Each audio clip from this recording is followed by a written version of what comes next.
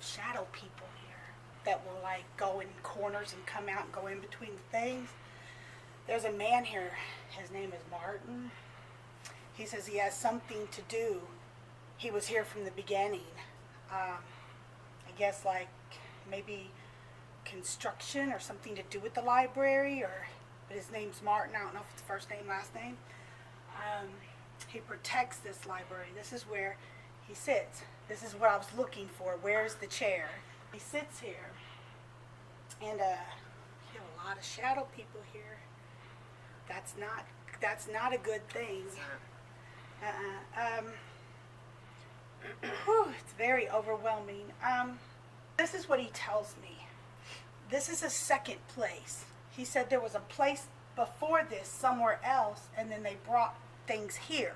He says that he had some sort of office, and they would sit there, a bunch of people, and they would go over like all the town stuff. I don't know if he was like somebody important or if he was like a lawyer. I don't know. He's just showing me this table but it wasn't here. It has everything to do with this. A lot of the shadows that are here felt like they got done wrong somehow, so they stay here. So he stays here. There was this big issue that there were a lot of people upset. And I think it was a money thing. You know, like now you go to the library, you can go in, you can be poor, you can be rich. But back then it's like you almost had to have money. There's so many things, he says, that aren't talked about, aren't kept in records, but there was an issue with the town. Apparently, there was a lot of angry people about this library, and it had everything to do with money. I don't want to say judicial type thing, what it was before, but it had like the books, but it was a library, but it was almost like a country club for the rich. It's like, oh, you want to read a book, honey, that's going to cost you a little bit of money to be part of this. And that made a lot of people angry, because so why can only the rich see them? They ended up doing this and keeping that what it was. And it ended up almost being like a meeting thing for like the upper people. You couldn't be poor and go over there. You had to have money, you know. So they ended up building another one. But if you look like how it was wrote down or something, it would have said something completely different. Oh, like they decided, or there's a guy named Andrew that had a lot to do with this building and why this even got put here. And I think his wife had a lot to do with it. This is his area. I looked to see if it had anything to do with the books that were here, but these look kind of like, I don't know. There are high school books. Okay, no wonder he's like, these books, could they just put my books? And I'm like, nobody knows what you like, okay? So, yeah, this is not, but he does sit here, but this would not be like his section at all. So he likes more things like things Congress related, Senate things. He thinks he's a very powerful man. You want out somewhere. Yeah. Even though he'd like him here. You're going to have to rearrange your library. Yeah, you're going to have to rearrange the whole library if you want this to calm down.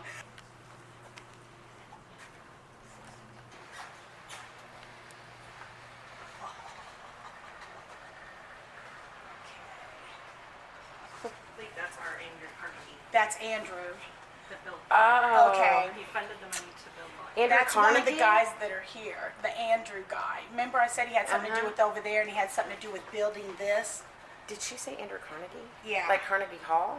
Yes. I guess. Oh my God. Carnegie. Yeah. Wow. So yeah, because this is where I was drawn to right here. Remember I said over okay, there was a yes. guy named Andrew? There's definitely somebody in here.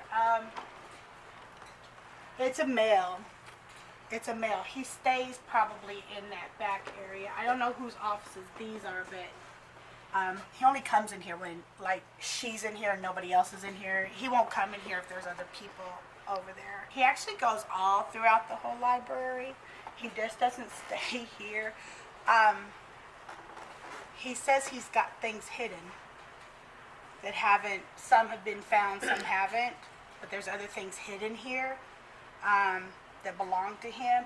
He kept a journal, and it's like red leather bound, and it's all tore up, and there's papers all in between, and it's tied with like a leather cord, and it has a G.E. on it. It has not been found yet, but he says some other things of his have been found, but it's so important that you find this journal. A lot of this journal talks about what I just said over there. So, yeah, but if you ever were to like reconstruct and maybe take down some of the drywall and go behind the shiplap or the old wood boards, you'd find it. It explains what happened and why they came over. He was the town namesayer. He would tell you what was going on. He would like to go to the meetings because he had a little bit of money, and then he'd come and tell the town folk everything they talked about. So he was a little snitch. He was the little narc, and that's why he has all these journals and stuff of everything that would happen at the meetings. And so, yeah, he was a little stinker. Yeah, that's true. His wife, Andrew's wife, had a lot to do with why they built this, because they were not going to do it. They were fine where they were, you know, so their excuse was it was small, they were getting bigger, they'll just open something else. The real reason was the town folks threw a fit. You can't have something and then say it's elite for the rich, and it involves all the townspeople. You see what I'm saying? Like, it's almost like a country club. Like, you have books and you have details and you have things that we need to know, but then I've got to pay you to come look at it. You see what I'm saying? So it caused a huge uproar with the townspeople, and that's the reason this was actually built. Not because they were running out of room, not because of that, but they were doing things they shouldn't.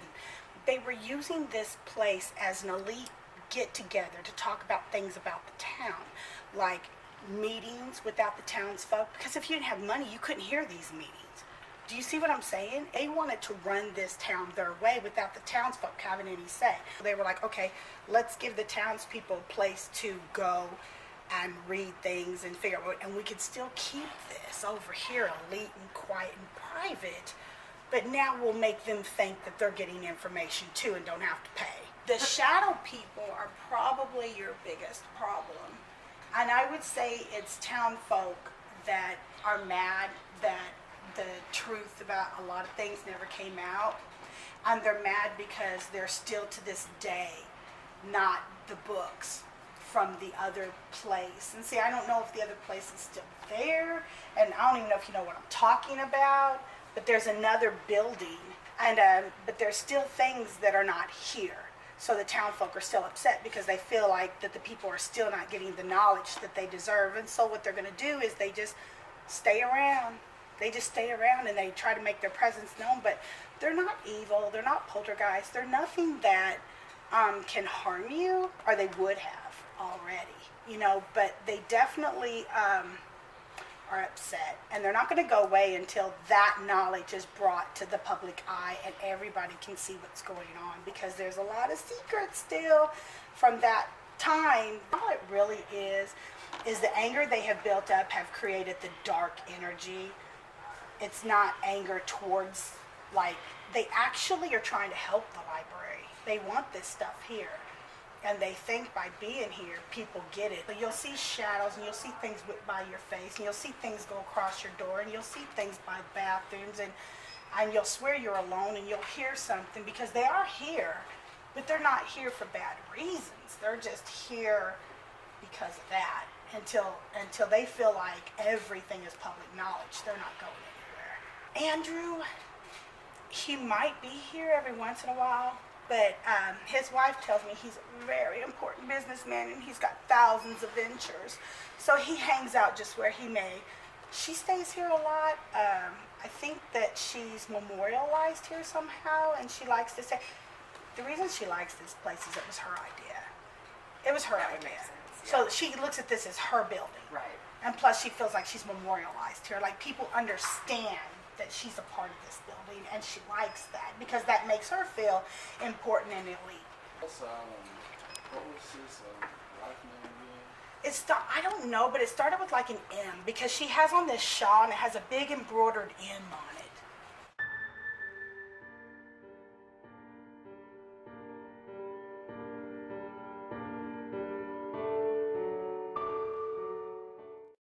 Association back in the 1800s. And at one time, to be part of that, you would buy a subscription for the family. And and we still today, you can get a subscription if you don't live in our taxing district. But that time you had to buy, and they would have a piece of paper saying that they own basically, I guess, like stock or something. But anyway, so therefore, when it came time to do the township library or whatever, we already had a library. And at one point, it was housed uptown in one of the upstairs of the buildings. The first library building, and if you want to see that, is on the east side of the square. You can see where they've taken the facade off the building. It says Public Library up there. Oh, okay. And that was the first library building.